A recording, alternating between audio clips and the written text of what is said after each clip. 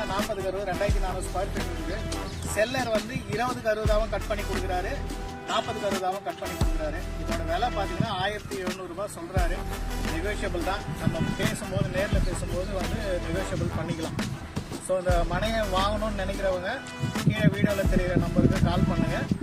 இந்த மனையை நீங்கள் வாங்கணுன்னா நம்மளோட சர்வீஸ் சார்ஜ் வந்து 2%. ஸோ வேணுன்றவங்க எங்களை உடனே கான்டாக்ட் பண்ணுங்கள். இந்த மனையை வந்து பதிவு பண்ணுங்கள். நன்றி, வணக்கம்.